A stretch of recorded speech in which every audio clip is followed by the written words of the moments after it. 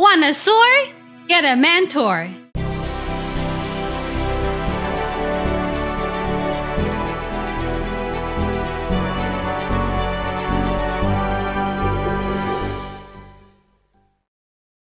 Hey, it's Nina Carmichael. We make these videos probably because you're the most ambitious person in your circle. You know you're capable of more and you need that push by surrounding yourself with the best. So today, let's learn from one of the best, my husband Evan Carmichael, and this is how Evan actually make money. Enjoy. Okay, let's kick it off with rule number 1, get attention. People often ask me, what is your business model, Evan? How do you make money? This is it. This is my business model. I kick up as much noise in my industry. I get as much attention as possible in my industry, and then I find ways to monetize it. That's it. When you have a lot of attention in your industry, people will find you and throw opportunities at you. My biggest challenge is trying to figure out now which opportunity to go after. I get speaking gigs because of the attention I built to my YouTube channel. I get opportunities to connect with people like Tony Robbins and have them be interviewed on my channel. I get brand deals with people wanting to partner with me. I get book deals. Everything has come because of my YouTube channel, because I built up 250 million views, because I have 1 point whatever million subscribers.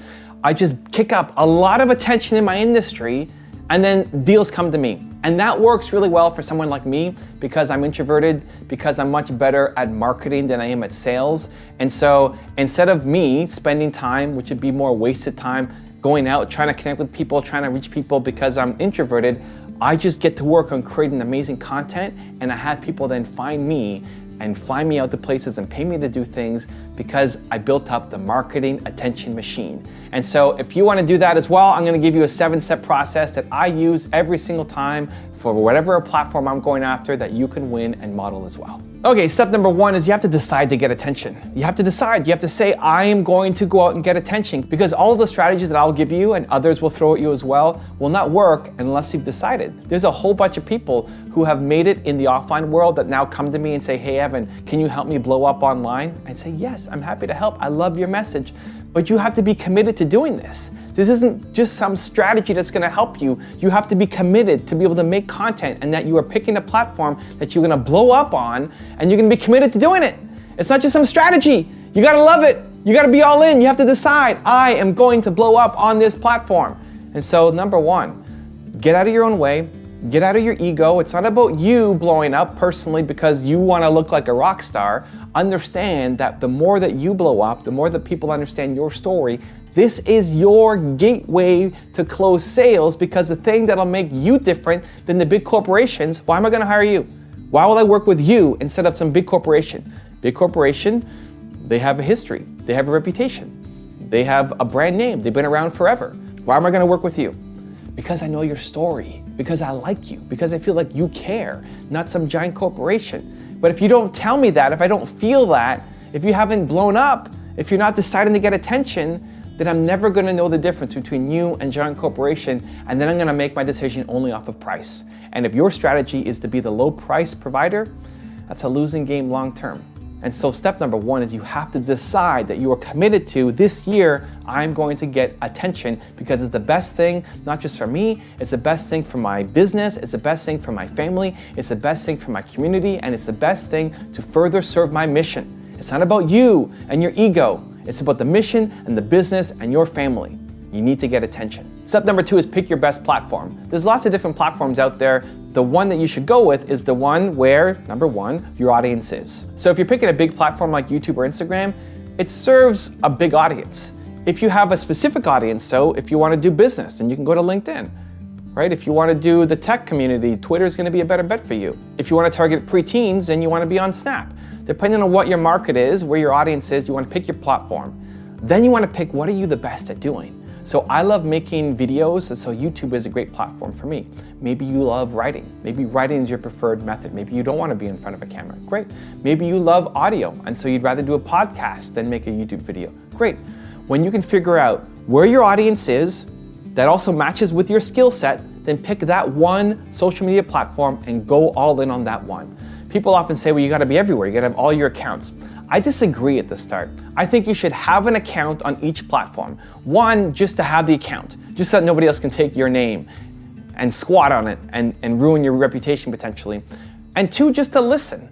So if Twitter is not your main platform, but somebody tweets at you, you want to be able to respond and you want to encourage them. They're your champions. They're out spreading your message for you. But if you try to be everywhere all at the same time at the beginning when it's just you doing it, every platform is going to suck. You're going to do everything in a really mediocre way. I'd much rather have you focus on one platform, go and crush it, go and dominate it, and as you scale up and build a team, then you can go and branch out to the other ones. So pick that single best platform for you. Step number 3, commit to posting every day. Every day. You have to post every single day. Whatever platform you're on, you have to commit to posting every single day. YouTube is probably the platform where you can get away with not posting every day, but I post 3 times a day. And yes, I built my team that's helped me be able to do that. And yes, you may not be able to do it right from the beginning, but that is your ambition. I want you posting every single day. Whatever you're picking, YouTube, Instagram, LinkedIn, Snap, Facebook, Pinterest, wherever you're going. If you are posting every single day, you have a much bigger chance of getting attention, of getting your message to spread than if you're posting every week or every 2 weeks or once a month. And then you might say, well, I want the quality. The quality has to be high, right? It has to be good. I don't want to release crap. Yes, 100%. But if you can get to the point where you are releasing 80% quality every day instead of 100% quality once a week, do the 80%. Now, if it's going to come down to 50% quality, now we've got an issue. But if you can release at 80% and do it more frequently, you will grow. You will blow up. You will get more attention. And your mission will be served. You will reach more people, you will sell more, you will get more attention and start to win harder. You need to at least get on the map, get on the path, have a vision to be able to posting daily. That is in your mindset. You are building the business that you can post daily, whether you can do it right now or at least it's on your game plan. You can't be stuck in posting any less. Step number 4 is learn how to create great content. I get so many people who write to me and say, hey, I'm making great content, but I'm not winning. What's up? How do I get better? How do I promote myself more? Chances are your content's not that good. Listen, I'm being honest. Your content is not that good. First step for that is watch your own content back. Would you consume you? Would you watch your video of your message and say, wow, that was really good? Like, watch your own content back. Would you subscribe to your channel? And if the answer is no, then that's a big problem. You have to make content that you are proud of, and you have to learn how to do it. And I'm a big believer that the quantity leads to the quality, that the more you do, if you commit to posting daily, you will figure out how to get better really quickly. If you're only posting once a week, it's gonna be hard to get really good quickly because it's just taking you too long. If you're trying to learn French and you go to class once a week, you'll just learn so much slower than if you're going every day. Right? So you need to learn how to make great content, and don't default to thinking that you're making great content. You deserve to be where you're at. Somebody has seen your content and they haven't shared it. You guys are watching this video. Some of you will share it, some of you won't. The ones of you who share it will think this is great, and the ones of you who don't, won't. I need to get better, right? The content's not good enough. I need to improve my skills. I need to be a better communicator. I need to get to the point faster. I need to have more energy. There's lots of things I need to work on. People who say I deserve to have 10 million subscribers on my YouTube channel, I don't. I'm not good enough. The content's not good enough. Now, I deserve my 1.7. I deserve to be where I'm at. I'm not garbage, right? But I don't deserve to have my 10. And so you don't deserve anything. You deserve to be where you're at. People are watching your content every single day, hopefully, but they're not sharing it. That's on you. It's never been easier for them to share it. They're not doing it because it's not good enough. So default not to some marketing tactic or strategy, default to how can I get better at the skill of making amazing content. Step number 5 is listen and respond to every single comment. I believe that every comment should get a response. It doesn't have to be you doing it every time. At the beginning, it probably should be so you can learn and taste and see how people are reacting to it. As you grow though, you want to have somebody on your team managing your comments, just like in every other customer-facing part of your business, right? If somebody is calling your store, if you sell flowers and somebody's calling your store, you want somebody to pick up and talk to that customer, right? If somebody's emailing your store and saying, hey, I'd like to buy something, you want to give them a response, right? Somehow in the world of social, we've decided that it's okay to ignore our customers. It's okay not to respond. How most people do it is at the beginning they say, okay, I'm going to respond to every comment. Great. No problem. It's easy because you're getting one comment a day. That's super easy. But as you build up, people will then say, well, I'm only going to respond to the important people. I'm only going to respond to the people who have a certain number of followers. Or I'm only going to spend an hour a day responding to comments. Just hire somebody like you would for every other part of your business that's customer facing. Everybody needs a response, but it doesn't have to be you doing it. When you respond to somebody on YouTube, as an example, they're 7 times more likely to subscribe. You're asking for people's attention, right? You're asking for them to care about you, but you're not spending any time caring back about them. The amount of people who want to grow their channels on any platform, but they're spending 0 time in their comments, you're losing. And so I'm probably the only one at this size who's really hardcore about responding to comments and have hired somebody to do it. I just think it's important. I think if you're not responding to every comment, you're leaving free subscribers, free attention on the table. Just go for it. It's so much easier. Step number 6, understand the hacks of each platform. 80% of success comes back to step number 4, which is learn to make great content. That's 80% of your success. 80% of your success is coming down to, do you know how to make an emotional piece of content that makes people feel something and then move into action? The other 20% is understanding the hacks. So for Instagram, hashtags means a lot. For posting stories versus pictures versus videos, there's different strategies for each one. Going to YouTube, hashtags don't mean anything, but the thumbnail really matters a lot and the title really matters a lot. What you put in the first 15 seconds really matters a lot. There are hacks for each platform, and you get it by tasting it, and you also get it by learning. You can learn all of this stuff. You can model success. You can watch tons of videos of experts talking about these things. So understanding that last 20% really matters, but you have to understand this is where people fall down. This is where people make so much mistakes on getting attention. You're only focused on the hacks, and then you lose because your content's not good enough. 80% of your success will be in the content still, and then 20% in the hacks. If your content's not very good, the right Instagram hashtag is not gonna save you. If your YouTube video isn't very good, the right thumbnail isn't gonna save you. Always default first to my content sucks, I need to get it better. Now, sucks in relative terms. It sucks compared to where you want it to be. That's how it sucks, but it still may be really good for the people who are serving. You just want it to get better. You want it to keep getting better every single time. So step 6 is understanding the hacks of each platform, diving deep into each one, learning from experts, and playing around with it to be best in class on that platform. So if I look at YouTube as an example, for me, it took me 10 years to get to 1.7 million subscribers. On Instagram, I went from 6,000 to 100,000 in a year, really only spending half of that year pushing it hardcore because I understand how to make the content. I understand how to get attention with great content. What I had to understand was the hacks of each platform, right? I had to understand what a 1-minute Instagram video would look like. I'd have to understand what a picture looks like versus the videos I'm used to. I have to understand how to do a 15-second story on Instagram and use the right hashtags to bring people in. Those are the hacks, but I understand how to get attention. And so it's so much easier to grow to the next platform and the next platform and the next platform because 80% of it is exactly the same. And then step number 7 is love the algorithm updates. Whenever there's an algorithm update, it's crazy how many people complain. So many people are complaining like, oh, YouTube changed their algorithm. Oh, Instagram's changing their algorithm. Whenever I see that, I'm so happy. I'm so pumped. This is your chance to win. If YouTube updates the algorithm, this is your chance to win because all the people who are ahead of you who are complaining aren't going to do the work to figure out the new algorithm because they want it to go back to what it was before. And check out how many times any of the major social media platforms have ever reversed an algorithm update. Almost never. And so while those people are complaining and they're upset that they lost all this attention, it's not going back to the way it used to be. So let them sit there and complain while you're over on this side crushing it. Anytime there's an algorithm update, love it. Learn to enjoy it. Go dive deep on all the new things that are important to that update and then apply it so you can quickly pass all those people who are complaining who are ahead of you. Rule number 2, don't care about what others think. I think it's really important for entrepreneurs to understand where your threshold is of how much crap you could take from other people, how much negativity, how much feedback and criticism that you could take without it impacting your psyche or your self-worth. I think in general as an entrepreneur, you need to be prepared to get a lot of crap, a lot of negativity, a lot of stuff thrown at you. And yes, it's easy to say, don't care what other people think, but understanding what your tolerance level is and where you kind of fit on that spectrum can really help you design the rules so that they're in your favor. So as an example, this is a guy on my team who doesn't handle criticism as well. You know, I'm a lot more comfortable in the uncomfortable where he can bounce around a lot more. He'll be on top of the world, like this is great, and then a negative feedback comes in and it really impacts him hardly, and then the positive one comes in and he jumps back up. And so for someone like him, you can't design as much risk, as much negativity or potential negativity.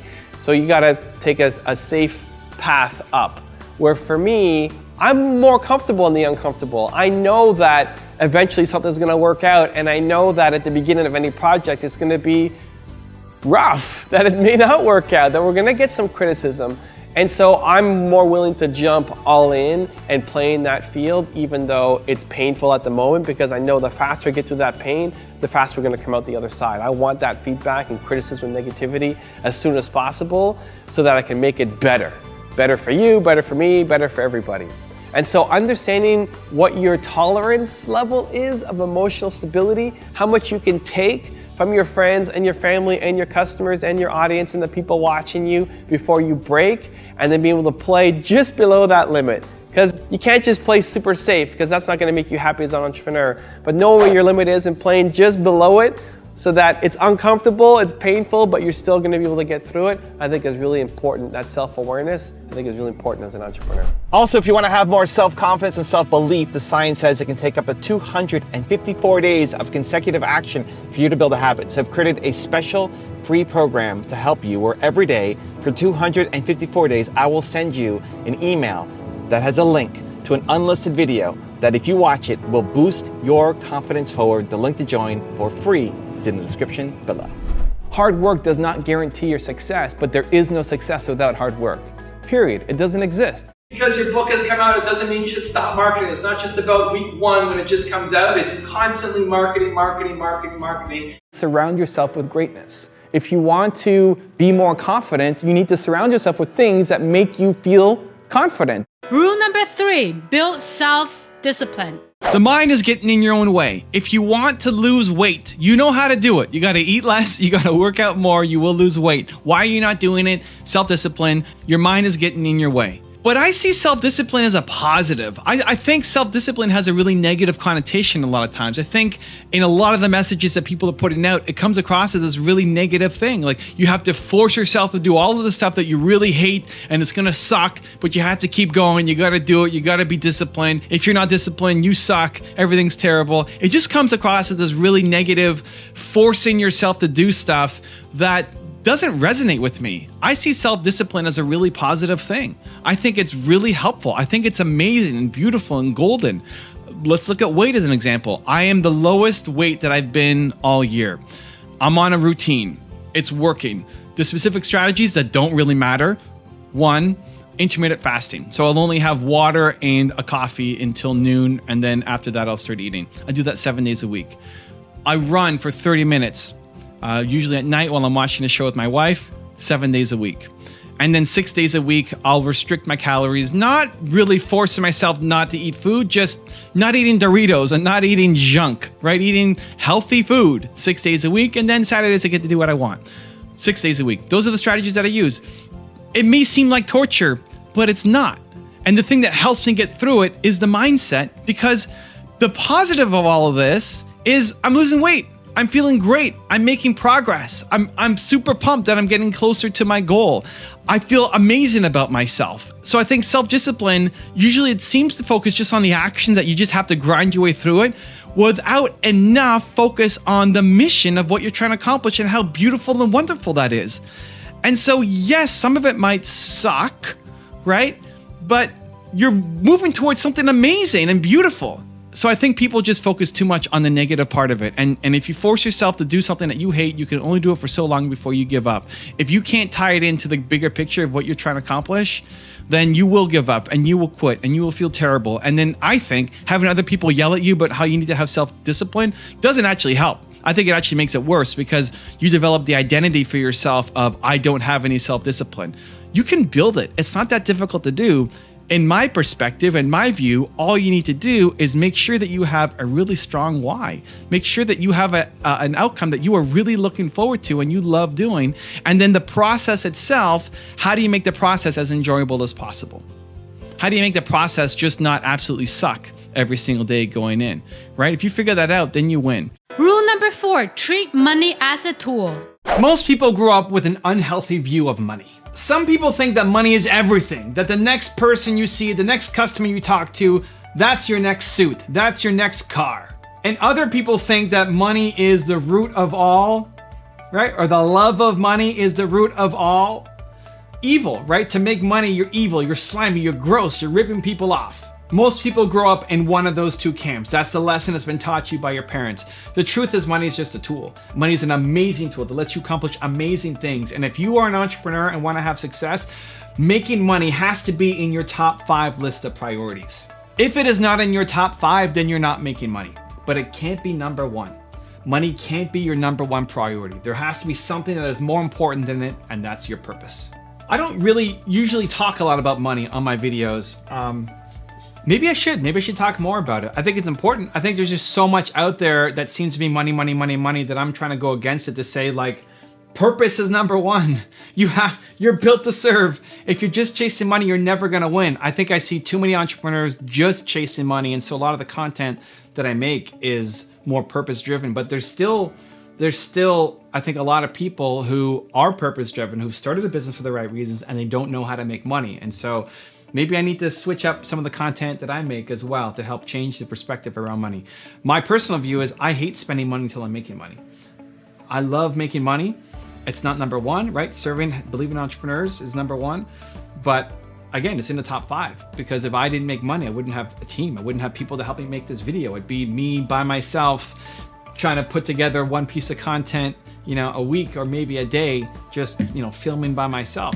But instead I have this team of people who I'm super appreciative of, and I can afford that because I'm making money doing the business that I'm doing, right? Kind of important. When I look at Jeremy, who I invested into earlier this year, this is a great example of how I like to think, right? So Jeremy runs a YouTube consulting business. I invested into him. I had this dream in the desert. I'm driving through the desert on my tour in March-ish, February, around there, this year, 2019. And I had this idea that I want to start a YouTube consulting business with Jeremy. At the time, Jeremy was working at a grocery store, stocking shelves and checking people out. He asked me a bunch of times whether he could help me in any way, if he could walk my dog or buy groceries or like anything, just to help. And I'm like, I don't need somebody to wash my car or walk my dogs. And so, I said no, but I love his hustle and energy and drive and just personality. And I thought he'd make a great entrepreneur, and he's capable of so much more than just working at a grocery store. And so I had this dream in the desert for some reason. Well, not a dream, I was driving, so I was fully awake. I told Nina, we need to get Jeremy on the line right now. I had this idea, so she messaged him on Facebook, and I said, I need to talk to him right now. And at first he wasn't available. I said, like, you got to get him on the Facebook Live right now. Like, I need to talk to him on the video right now. Because if I waited till tomorrow, I would have pushed it off, right? I got an inspired idea, let's go. And I said, here's this idea I've got. I want to teach you YouTube. I want to have you learn everything that I know about it, and I want to start a YouTube consulting business with you. And here's what you need to do. Are you in? And he said, yeah, I'm in. I want to do it. He didn't really know a ton about YouTube at that point in time, besides coming to my Thought Leadership Academy, I guess the couple months before. And I said, okay, before I come back, I'm going to be home in 2 months. Here's what you need to learn. You need to watch all of these videos where I talked about YouTube. You need to watch these other channels that talk about YouTube. You need to analyze data. You need to come up with suggestions and feedback. And you need to know when I come home, I was 90 days on the road. When I come home, you have to learn and know and understand it. You got to be an expert. And he's great at learning. So I thought he would crush it. Where I thought he might struggle is on the interaction and talking to clients, because he hadn't done that work before. So when I got home, the first step was, you're gonna hop on a free call. You're gonna give some free advice to people who've come through the Thought Leadership Academy and do YouTube audits on them. Tell them you're gonna record the call, and then I'm gonna listen in with you afterwards. And he did a great job. I knew he'd be prepared and have the research and know what he's doing, because he studies and he works like nobody else, but I didn't know he'd do so well and actually being able to handle the objections and handle the push and the movement to help them. And he's only gotten better with time too. But this is since we started the business together in April, and he's already building a 6-figure business from a guy who went from stocking shelves to now we're talking about how do we scale it up beyond him. He can only max out a certain number of clients and still serve them properly. Do we bring on somebody else underneath him and just keep increasing the prices? What kind of business did he want to build? 6-figure business, inside of 5 months. It's crazy, right? I mean, maybe not so crazy, but from an idea to action, but didn't spend any money to start it. There were no ads that were taken out. It was just research, hard work, hustle, outreach, telling people he can help them. And it was him reaching out to people who he thought could really benefit, that he had knowledge that could help them, and saying, I'd love to set up a free call with you. And he set up these half-an-hour calls where he was walking through and giving them advice. And he had 3 big ideas for each client. And most people wouldn't then hire him. Like most people who come on a call, they're not going to hire you right away. But you hit a certain percentage, right? And you get better in targeting who you're going to go after and reach.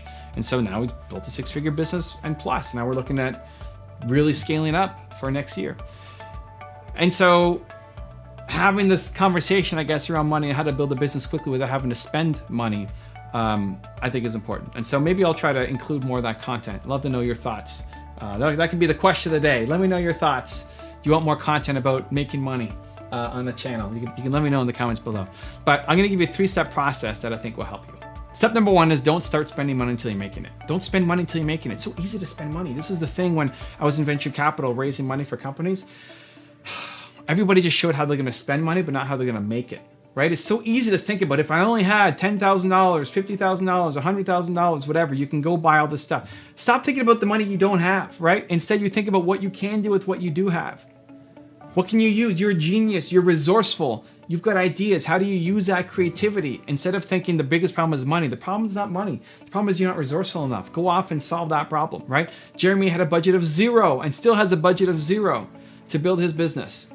And even if you're doing a product, right? You say, well, he's doing a service. Great. Maybe you actually start as a service. Maybe your product idea, you should start as a service to get close to your customers and build a reliable, repeatable income stream. But if you're going to do a product, you pre-sell, right? You pre-sell. You make a mock-up. And if you can't actually make like a mug to show, then you make a design of it, right? You do a mock-up. There's always a smaller way to get started, and you pre-sell. You're not putting enough hustle, energy, heart, dedication into it, and you're blaming lack of money. Too many people, maybe not you, but too many people. That's the problem. Don't spend money until you're making money. It's a great rule to start by. Number 2 is study wealthy people who share the same values as you. This is where it becomes particularly difficult, because you might look at some people who have money, who've made it, and you say, well, that person is such a whatever, right? That person is evil, or that person is whatever. Like, you come up with a story in your mind. And so even if you're looking at YouTube, whether you're looking at my content or Gary or Grant or Tom or Patrick or any of them, Mel, any of the people creating content, think about first, who do you resonate with on values, right? Maybe you love Gary and hate Grant, or maybe you love Grant and you hate Gary, or maybe you love Dan and hate Evan, right? Great, awesome. Go learn from that person. Go learn from that person, because the way that they think about money could be the thing that you need the most. And so surround yourself with them, watch their videos, read their books, go to their events, to see that somebody who has the same values as you can make money, so that it's possible. So that you don't feel like I'm a nice guy or a nice girl and I can never make money because I don't want to rip people off. There's lots of people who are making lots of money and not ripping people off. So find your favorites and model them and be around them and surround yourself with them, if only virtually, like even if you never meet them, if only virtually, so that their way of thinking, their thought process around money starts to seep into you. And step number 3 is understand that money lets you serve. The more money you have, the more you can serve, right? What happens if you're not making money? Then this thing that you love doing, this part, the last section in Built to Serve, if you guys don't have Built to Serve, you can pre-order in the link below. The last section of Built to Serve, the first part is all about finding your purpose, right? You are built to serve. How are you built to serve? The process is in here, right? The last section though is how to turn it into a business. Because if you found your calling, if you found the thing that is your purpose that you want to do for the rest of your life, but you can't turn it into something that's going to pay you, the problem is you're just doing it as a hobby for the rest of your life. And there's nothing necessarily wrong with that.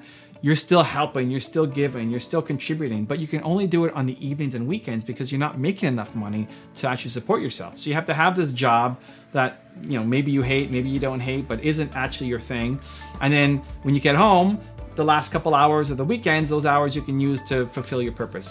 And that's great and that's noble, but what if you could turn your full-time thing into the thing that fulfills your purpose? So that 1, you're happier because you're doing more work on the thing that you love doing, right? But then 2, you can scale it up. You can hire people now. And now instead of just you part-time fulfilling your purpose, you have yourself and a whole team of people, of 10, 100, 1,000 people, all contributing towards your mission, which then allows you to give right? At every event that I do, there's always, usually we aim for 10% of people who are in for free, who couldn't afford it, right? So on my tour, when we go on the workshop and the tour, we're doing 20 something cities over almost 90 days. 10% of the room will be free because they can't afford it, because maybe they're homeless. You wouldn't know it. There's a lot of people who are homeless that you would not know are homeless, right?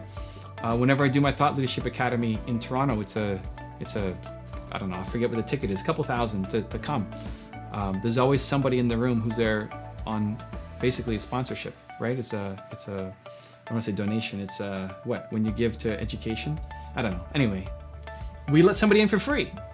Somebody who can't afford it. Somebody who I believe in, who I think has a message and will take a lot from this training, and they get in for free.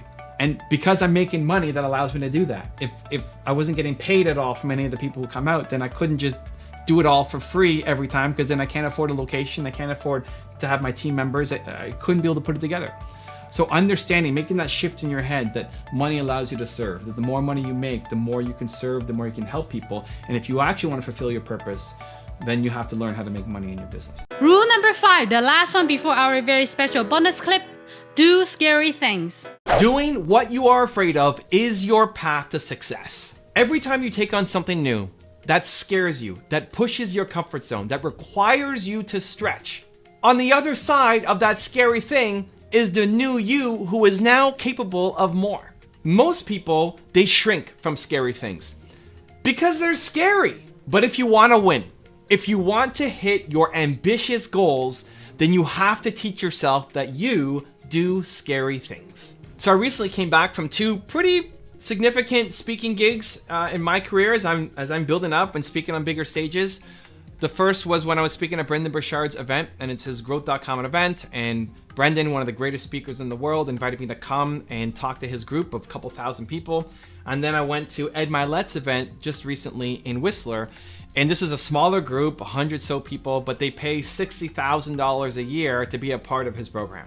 And so they're coming to learn from the best. He sandwiched me between David Goggins and Peyton Manning. So it's David Goggins, and then me, and then Peyton Manning. That was the lineup. And so when I was backstage at the Brendon event, I remember moments before going on stage, I was the most scared that I'd been in a long time. The most nervous, the most anxious. I was afraid of disappointing people. My biggest fear is letting people down. My biggest fear is that I'm going to let Brendon down, and Dean Graziosi, who they both brought me there.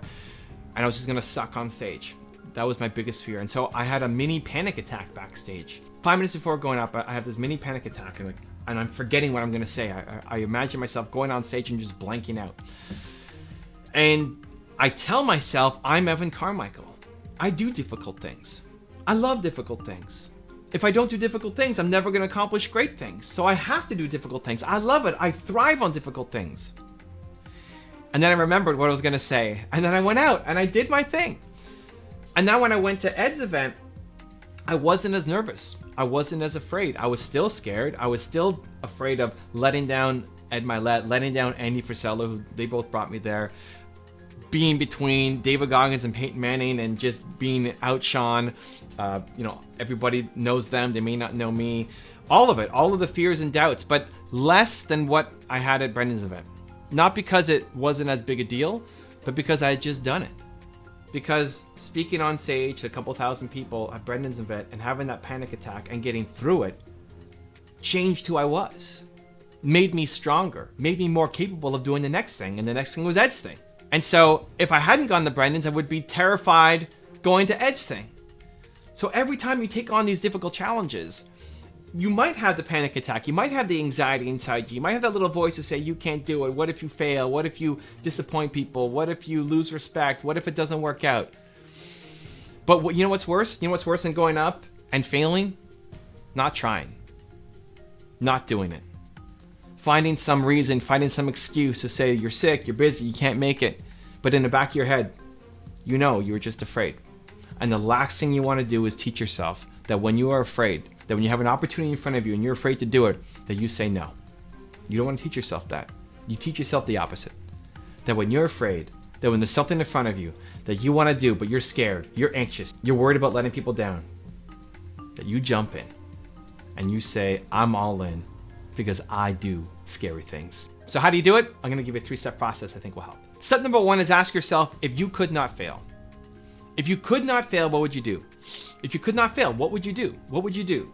Just blue sky it. You know you're not gonna fail, what would you do? For me, I'd be speaking on bigger stages. I'd be speaking more often, I'd be speaking on bigger stages. And that's now become, even asking that question sets into motion action, right? Now my goal is to speak on 2 stages a month. And so traveling to speak on 2 different stages every month and putting that plan into action for the next 6 to 12 months, right? If you knew that you could not fail, what would you do? Eliminate the risk of failure, right? Eliminate, because that's how we'll default back to. Like, oh, I'd love to do that, but right? But I might fail, but this is gonna happen. Then you get back into negative small thinking mode. Just for 2 minutes, forget about that stuff. For 2 minutes, let yourself dream again. And imagine, if you could not fail, what would you do? Step number 2, expect to fail. Expect to fail. Expect to suck, especially if it's your first time. If it's your first time speaking on stage, for example, you're not gonna be great. You're not gonna be Les Brown, you're not gonna be Tony Robbins, you're not gonna be Brendan Burchard, you're not gonna be great. It's your first time.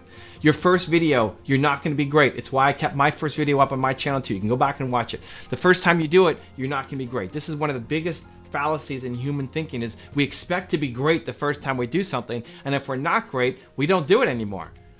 As kids, we learn that when we fail, we get up and we try again. As adults, though, we're so terrified of failing that we don't try most things. And then we have this constant thought in our mind that we know we're capable of more, but we're too afraid to go off and start. And so expect to fail.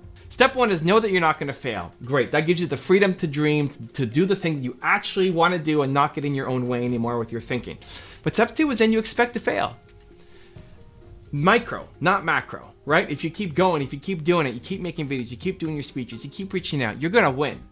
But the first time, expect to fail. Reduce the expectation that your first time of anything has to be amazing. And then step 3 is tie your self-worth to the effort. So many people tie their self-worth to the result instead of the effort, right? Did I give a good result? Did I give a good speech? Did I give a good video? Did I get a result for my customer, right? Did it work? Did I win that race? Did I XYZ, right? You're tying your self-worth to the result. What you want to do is tie it to the effort. So that even if you go up on stage and suck, you tell yourself, I'm the best. I did it. When I look back at my Brendan video at his event, I could have done better. I can always do better. I look at it, and even though people loved it and standing ovation at the end, and Brendan was freaking out and he loved it, I look at it and see all the holes, all the places where I could have been stronger, could have had more energy, could have been better. And if I was doing that speech in a smaller group, it would have been better. If I was doing that speech just to a camera with nobody in the room, it would have been way better, because I would have been able to practice it over and over and over again until it was perfect. But I'm really proud of the effort. I was 5 minutes ago, before going on stage, freaking out, having an anxiety attack, forgetting everything I was gonna say in front of this massive audience. And I went out and I did it. And so I'm proud of my effort. That's what I want for you too. You have some big ambition. You let go of the fear of failing. You then expect to fail. You expect to suck at the beginning, and you tie your self-worth and you pat yourself on the back, even if you failed, even if you stumbled, even if it sucked. And you say, I did it. I tried my best. Because every day you woke up and you tried your best, I promise you, you're gonna get amazing results. Now I've got a special bonus clip that I think you're gonna enjoy. But before that, it's time for the question of the day. I wanna know, what was your single biggest takeaway from this video and your plan of action for the next week? When you watch a video and just get motivated, you have a 35% chance of actually following through. That's what the science says. And that is not good enough, Believe Nation. We need to do better. When you actually get motivated and then create a specific plan of action for what you're gonna do this week, you have a 91% chance of following through. And when you publicly commit to somebody else, like leaving a comment below on this video, it jumps even higher. So I want that for you. I wanna know your single biggest takeaway from this video and your plan of action for the next week so I can celebrate with you.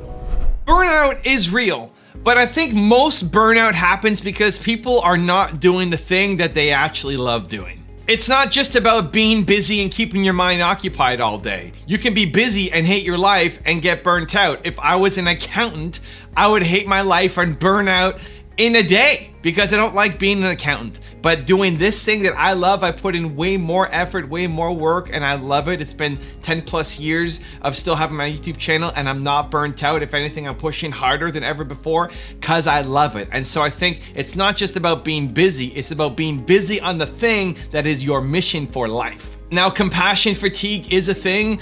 Doing it so much that you burn out yourself is possible. But again, that is not why most people are burning out. Most people, I believe, are burning out because they're spending too much time, too much energy, too much effort doing things that they hate. And if you wake up and hate your life and hate the job you're about to go to, then there's no wonder why you feel like you're burning out. So I recently came back from going to Tony Robbins' event in Dallas. He invited me to sit in the front row, and super blessed and grateful to have Tony's support. And I went there with Alex, friend of the channel, who helps me run Toronto Dance Salsa. And we were on a super crunch timeline because Alex was teaching classes the evening before we left, and then the day of the last event. And we rushed down there. Alex was flying in just to get to the event. He's late on the first day. We're rushing to leave on the last day. And it's nonstop. If you've been to a Tony Robbins event, it's all day, all night. It's 8 in the morning to midnight, and then up again the next day and doing the same thing. And it's wild and it's fun. It's amazing. And my favorite thing to do whenever I travel is actually meet Believe Nation, meet you guys. And so all through the event, I wear my Believe hoodie, and I'm not wearing Grant stuff. I'm wearing Evan Carmichael stuff with the plane and the Believe on the back, and people are stopping me. And that's actually the best. It doesn't take away from my experience. Tony's often on stage at the top at the beginning of every event saying, hey, I have some friends of mine, you might know them, they might be celebrities, leave them alone, don't talk to them, let them have their own experience. And it always makes me sad when he says that, because for me, meeting you guys, meeting people who recognize me, and that's a group that I over-index because people who watch Tony videos, you know, they're probably gonna find my content. I like it more when people come and say hi. It adds to the experience for me. And then on the last day, before we rushed out to go to the airport, I set up a meetup, right? I had an hour open before having to get to the airport, so let's do a meetup. Let's do a local Dallas, Richardson, Texas meetup, right? And it could have spent the time doing something else, or sleeping in, or writing my book, or doing anything else. But it's not burnout for me. Like, that fuels me. That gives me more energy. I love it. Hanging out with Believe Nation gives me more energy than it takes away. And I then took an Uber to get to the airport, and the guy who drove the Uber was actually in the meetup in Richardson. He's like, I gotta leave early because I gotta start my job. Okay, great. And then I book an Uber, and there he is. A total fluke, but amazing. And so it's a lot of work. You know, I was all day, all night, not connecting with my team, not doing the things that I'm supposed to be doing, and then I still make time to be with people and make a 1 hour meetup because that hour was open, and it fuels me. But if it was something that I hated, just that half an hour, just 15 minutes, I'd start to feel like I'm burning out. Like, I don't want to be here. Like, this is terrible. And so I think it's really important that you're doing work that you love. That would be a burnout for other people, but not a burnout for you because you love it so much. So how do you find it? How do you find the work that you love? I got a 3-step process called Who, Why, How. I'm going to talk about it in depth in my next book, but let's do a super quick analysis here to help you guys who might be struggling. Step number 1 is who. So your who is your most important core value. What is your most important core value as a human being? Mine is believe. It's the one word most important core value for me. So when you figure out what it is that you stand for as a human, you can then look at your life and see where you're falling short. If you're unhappy with life, it's because you are living incongruently with your most important core value. So someone whose core value is freedom, as an example, you can look at your life. Like, are you allowed to be free? Are you free at work? Are you free in your relationships? Are you free, you know, in these different areas? If not, then you're not going to be happy. That's why you're not happy. Because your boss doesn't allow you to have freedom. Mine is believe. So believe has to be in everything that I touch. If there's a situation that's lacking believe, I'm not going to be happy with it. So that just gives you already an indication of who you are and starts to make sense of your life going backwards and allows you to plan it better going forward. So it's one of the most important exercises I think anybody can do. Figure out what your who is. Who, I, how. Step 2 is why. So why is your purpose? Your purpose comes from your pain. Your purpose comes from the deepest, darkest, most painful moment in your life. Whatever that was, your purpose is to help other people who are currently going through that thing. Whatever you struggled with, suffered with, endured, felt like you never want to wish that on your worst enemy, never want to go back and experience again that pain. That's what I'm talking about. You want to help other people who are currently going through that pain, because there's a lot of people who are currently going through that thing. Who you were X number of years ago, there's a lot of people who are currently like that right now. That's who you want to help for life. That'll never get old. That's your purpose for life. I want to help entrepreneurs for life. I believe in entrepreneurs for life because I struggled so much as an entrepreneur, and I want to make the path a little bit easier for everybody else. So that's your why. And your who and your why are constant. They never change. Your core values and your purpose are for life, and that's amazing. The last step is how. Who, why, how. How is your passion? How is how you got out of the pain that you were in. So you struggled with something. How did you get out of it? You may not be fully out of it. Maybe you're still in your journey out of it, but you're further ahead than you used to be. How did you get out of it? Did you read books? Did you watch videos? Did you meditate? Did you walk your dogs? Did you listen to music? Like, how did you get out of it? How did you get out of it? And that is a recipe that you can teach other people. How you got out of it was not some random one-off situation. You can teach other people. So I struggled a lot with my business. I felt worthless as a human. I wanted to quit. I told my partner that I quit. How I got out of it was modeling success. I looked at Bill Gates, how he started Microsoft, and I applied those strategies to my business, and we started to see some success. 20 years later, what am I doing? Still modeling success.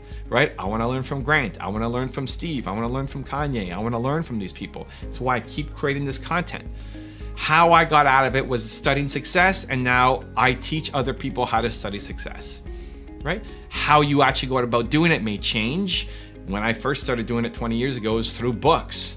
Right? Now it's through videos. And in 10 years, 20 years, it's going to be through VR and a bunch of other technologies that I'm sure are coming. But the how you got out is a teachable recipe that you can give to other people.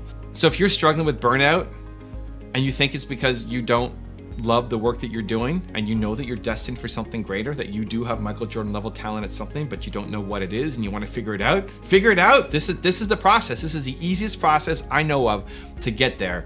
Figure out your who, your one word most important core value, figure out your why, your purpose comes from your pain, and figure out your how, which is your passion, how you got out of it. You can teach other people, and that will set you up for an amazing life with hopefully very little burnout and definitely a lot of purpose. Most people never hit their goals because they don't structure their life towards actually accomplishing those goals. You can say that you want something. You can say that this is your ambition and your goal, but unless it's in your calendar, unless you start actually working towards it, you're never going to accomplish it. Dreams stay dreams because there is no momentum. Let's talk about how to get it. One of the common questions I get asked when I'm doing my live stream, when I'm doing my interviews, when I'm doing my tour, my stops, people almost always will ask me, how many hours sleep do you get? When you go to bed, when you get up, how much do you sleep every night? Right now, I'm sleeping 9 hours a day. I sleep 9 hours. I did a sleep study. I was sleeping around 8 and was still tired when I woke up. And so I went and did an overnight sleep study, and they told me, I'm looking for the hack. I'm like, hey, you're deficient in magnesium, so just take these and then you can sleep 7 and be normal. He said, no, nothing wrong with you. You just need to sleep 9 hours a night. That's healthy for you. I was like, what? That's healthy? Are you kidding me? What are you talking about? Nobody sleeps 9 hours a night. He's like, yeah, between 6 and 10 is actually, that's the normal range. The whole 8 hours a night is a myth. So I felt bad, and I'm still trying to hack it. So I sleep 9 hours a night. I don't wake up to an alarm. And people assume that I'm only sleeping 3, 4, or 5 hours a night because of how productive I am during the day. This is it, right? You could sleep 12 hours a night and crush it in the other 12 hours. Most people default to thinking they need to wake up an hour early. Say, well, if I wake up at 5 a.m. or at 4 a.m., I'm gonna be more productive. If you are not productive for 16 hours a day, then adding an extra hour to that's not gonna make you that much more productive. The problem isn't what time you wake up, the problem is what you're doing with the hours that you're awake. And so as much as possible, what I try to do is make every second intentional. I'm not always able to achieve that, especially not every second, but I try to make everything intentional. I try to make where I'm spending time is intentional. I'm in the present, I'm not thinking about something else. I'm here with you guys making this video right now. All I think about is this video that I'm making for you right now. Where's Nina right now? I don't know. Where's my cell phone? Well, it's right here because I can see it. But where are my keys? I don't know. Where are my dogs? I don't know. What am I doing after this? I have no idea. I'm focused and I'm with you right now. Most people live in the past. Most people are thinking about what could have been. Most people are regretting the decisions that they made, and they're procrastinating because they're afraid of doing things, because they don't want to do things. All things that prevent you from actually doing. That's the biggest problem. You're a genius. You're the best in the world at something. You can go off and make amazing things. The problem is your time is not being used efficiently. It's not being used effectively either. You haven't structured your life to help you accomplish your goals. Look at your big goals. Look at your big goals. Like, what's the next big goal that you have for yourself? You may not have one. If you don't have one, then you got to figure out what your purpose is, because that's the greatest thing of all time, right? Get the book, Built to Serve. You'll figure it out. You'll be ignited. But your next big goal, now look at your calendar. Are you aligning what's in your calendar, your daily habits, towards you accomplishing your goals? And for most people, it's no. Or you have it listed, but you're not doing it because you look at it and you get afraid and you procrastinate on it. So trying to cut that down to almost zero. Even before making these videos, before making expressive videos, I have a couple minutes of procrastination. I go and make sure I get my water.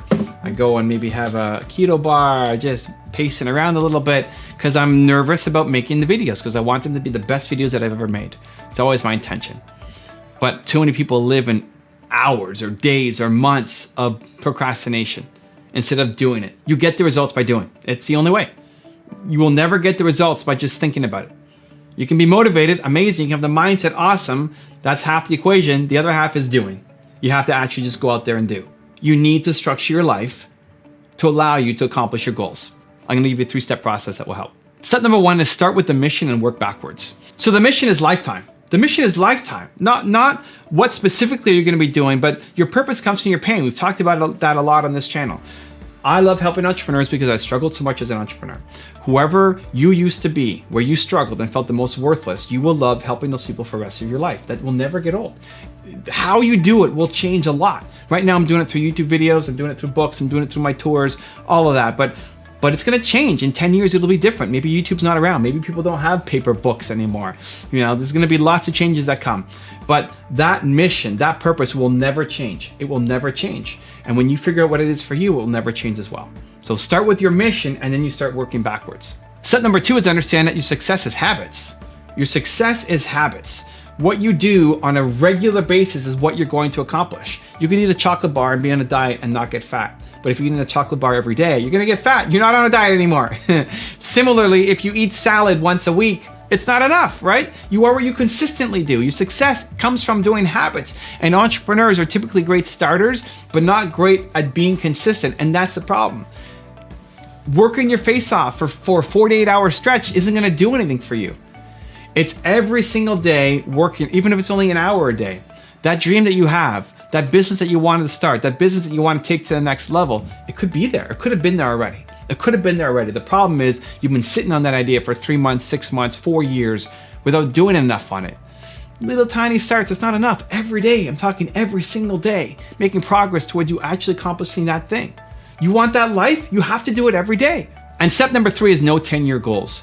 Now, what was interesting in this video is Jordan first talks about having a 3-year goal for yourself. And then he said for himself, he can't plan for more than 6 months because his life is too chaotic and too much stuff going on. I think that's actually the sign of a healthy life. Like, there's no way you know where you're gonna be in 3 years. There's no way you're gonna know where you're gonna be in 10 years. That's crazy. But 3 years is crazy too. There's no way. I'm about to leave on my tour from January to April 2020, and I'm gonna come back a different person.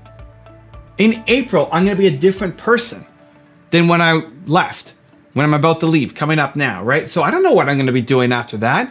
I have no idea. I mean, it's still gonna be within the confines of my mission, right? I'm still gonna be doing work to help entrepreneurs. So maybe I come back and say, I don't wanna do YouTube anymore. That's it, I'm done. Enjoy these last videos, and I'm gonna move on and do something else, right? So I don't think you can have an accurate 3-year plan. Don't even try. People get stressed out about having the perfect 3-year plan. There's no way. Like, if you hate your 3-year plan, you're thinking small. The idea, like, think of who you were 3 years ago, right? Let alone 5 years ago or 10 years ago. Just take 3 years ago. Who you were 3 years ago. Could you accurately predict where you are right now? There's no way. Not if you're growing. Like Jordan said, he starts off saying 3-year plan and then goes down and says, well, I can only do 6 months. I think that should be normal. Like, I think 6 months should be the very end. 6 months should be the very upper limit. If you're growing, if you're learning, if you're investing into yourself. But if you are a different person than you were 3 years ago, what makes you think with any degree of confidence that you're gonna be able to predict your life 3 years out? There's no way. You can't. So don't worry about it. Don't stress about it. Don't sit there and have this plan for the next 3 years. You're not going to hit that plan. That's not your goal. Your goal is to move closer to your mission. And you have to be flexible enough to take the opportunities as they come. I was talking to Jeremy, who's working with me on my YouTube business and consulting and coaching people to help them grow. And he was asking me about New Year's resolutions. Like, I don't do New Year's resolutions. You're crazy. You think you know where you're going to be next year? There's no way.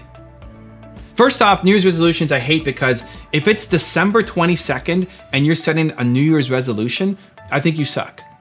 You're teaching yourself that you suck. You don't suck as a human. The mindset that you're telling yourself is that you suck. Whenever you say, I have a goal that's really important to me, but I'm going to start it in a week, or I'm going to start it on Monday, or I'm going to start it when you've already lost. The mind game here is you suck. That's what you're telling yourself. I suck.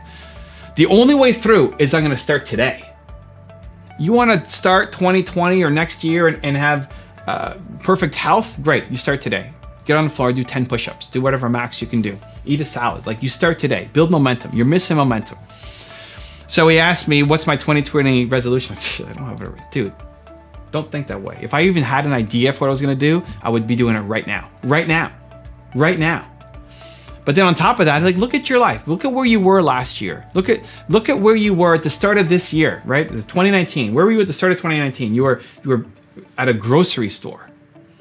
And then I called you when I was on the road in Texas and said, hey, do you want to start a YouTube consulting business together? And I'll teach you everything I know. You couldn't predict that. You could have had this perfect plan for how you're going to move up and become a manager at this grocery store, right? Instead, now he's running his own business, and he's got a 6-figure business inside of 6 months from not knowing anything about it, because of mentorship and training and connections and resources and ideas. And he's getting great results for his clients, right? If you're growing and learning and exposing yourself to new opportunities, you'll be it's like you're shedding your skin and you're a new person every 6 months at the very max. So I agree with Jordan that 6 months should be the max, and that 3 years, don't even try. Don't even worry about it, let alone 5 years, let alone 10 years. Go do you. You're growing, you're learning, you're amazing. Stop trying to plan for where you're going to be in 10 years. Make it happen today. Most people aren't happy in life because they're living somebody else's truth. You're not living your truth, you're living somebody else's version of it. Your parents, your family, your culture, your society, you're living somebody else's version of it. And so you're never happy because you never explored it. You never picked at it. You never found out what you could be. And you settled for something less than what you're capable of. You know you're capable of more. You may not know what the thing is that you should be doing, but you know it's not this thing right in front of you. I can't tell you how many people I've met on this tour who have that story to share. I had a woman whose father told her that women should not be doing any kind of entrepreneurial ventures, that women are meant to be teachers. And so she spent 15 years being a teacher before having the courage to jump off and start her own business. And now she has a multi-million-dollar construction business. I had a girl come up in Albuquerque, where I am right now, who studied for years to be an accountant. Why? Because her mom was an accountant. And so her mom made her go study to become an accountant. And she didn't know what she wanted to do. So she said, okay, great. Yeah, I'll be an accountant. She just graduated and realized, I don't want to be an accountant. This isn't for me. It's easy. It's the path that my parents took. Like, it's great for me to get into it. I can get easy money. You know, my mom said, I'll like it when the money starts coming in, but money's coming in and I don't like it. I want to do something else. I know I'm meant for something greater. And so she told her mom, I don't want to do this. I want to learn how to be a management consultant, and I'm going to go back to school. That takes a lot of guts. That takes a lot of courage. Most people do not have that courage. Most people do not have the courage to stand up to their parents and say, I don't want this life. It doesn't mean you have to hate them. You have to attack them. You have to tell them they're wrong. This is for you. You don't want that life. Most people never have that courage. And the story that comes to mind for me is Accio Morita. And use this as motivation, as wisdom. If you are trying to battle your parents or your culture, your friends or your society, remember Accio Morita. He started Sony. Now, he came from 11 or 12 generations of sake brewers, Japanese background. The Japanese culture is super family oriented, and the oldest always takes over the family business. The oldest has to follow in line with what the family was doing. And so he was expected to take over the sake business. And it's not just one generation. You're talking 11 or 12 generations in a Japanese society. And he said, I don't want to do this. I want to start my own business, a technology company, at a time when Japan was known for super low quality products. This is the man who put Japan on the map for high quality products. That products coming out of Japan meant something, was a stamp of quality because of Akio Morita. And he went on to build one of the most successful brands in the world, Sony. But it starts with having the courage to say, that's not my life, that's not my truth, that's your truth. And it's out of love. Your parents love you, your friends love you, your society, your community, they love you. It's not out of hate. It's very few parents who say, do this because you're gonna suffer. It's out of love. They just have a different version of it. Their world is different. They don't understand the world that you're growing up in. And so you have to have the courage to go off and start your truth. The challenging part, though, is it's uncertain. You don't know what it looks like. You haven't started. And so here's what I call the 2% difference. This is the secret to moving forward. As soon as you get an idea, you get an idea for something, trust that idea.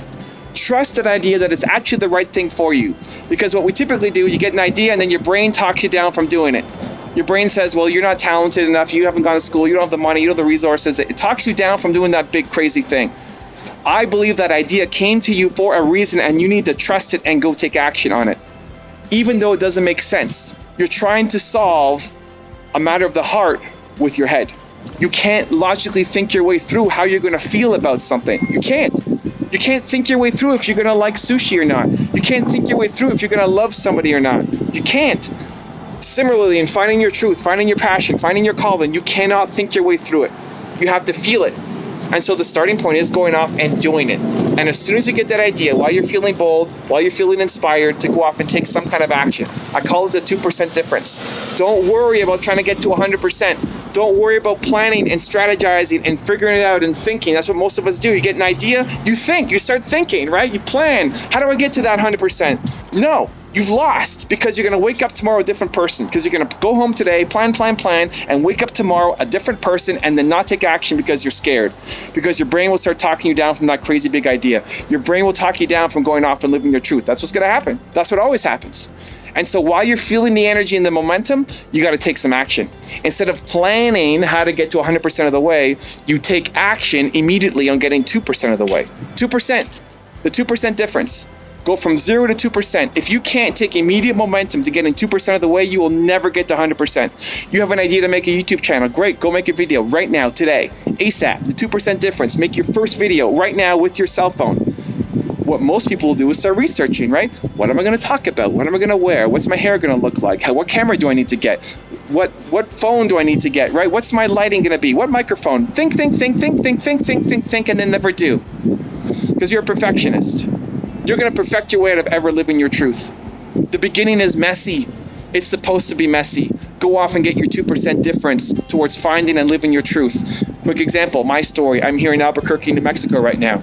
I was walking down a beautiful summer day last year, and I decided that I was going to take Nina to every city in North America with 1 million plus people. Every city in North America, 1 million plus people. That was my decision. Great. What's my first step? Action. The 2% difference. So it's not, here's what most people do. It's not go home and research how many cities there are. It's not go home and make a plan for how we're going to do this. There's lots of reasons why it's not going to work. Nina still had a full-time job. I had no idea how many cities there were. I had no idea what the next step was going to be. Just do something. Immediate action. And so I thought right away, 5 seconds later, here's my goal. Great. 5 seconds later, this weekend, let's hit one city. Boston.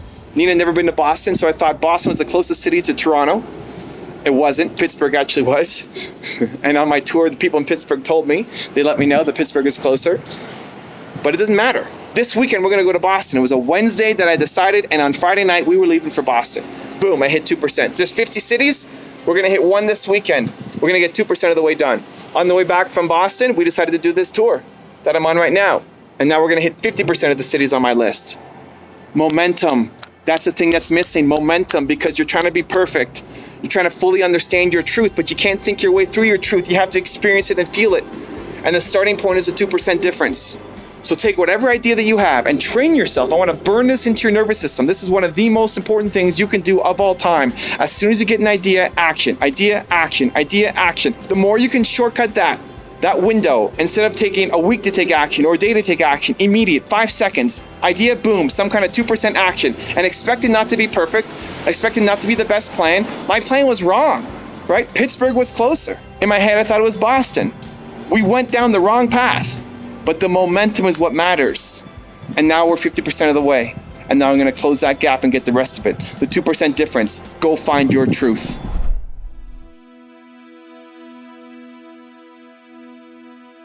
If you want to learn the habits and routines that you need to develop if you want to success, check out the video next to me. I think you're gonna enjoy it. Continue to believe. Not Dan Locke, not Evan Carmichael, not Tony Robbins, nobody. You wake up and you're tired and you have stuff in your eyes and you have lines on your face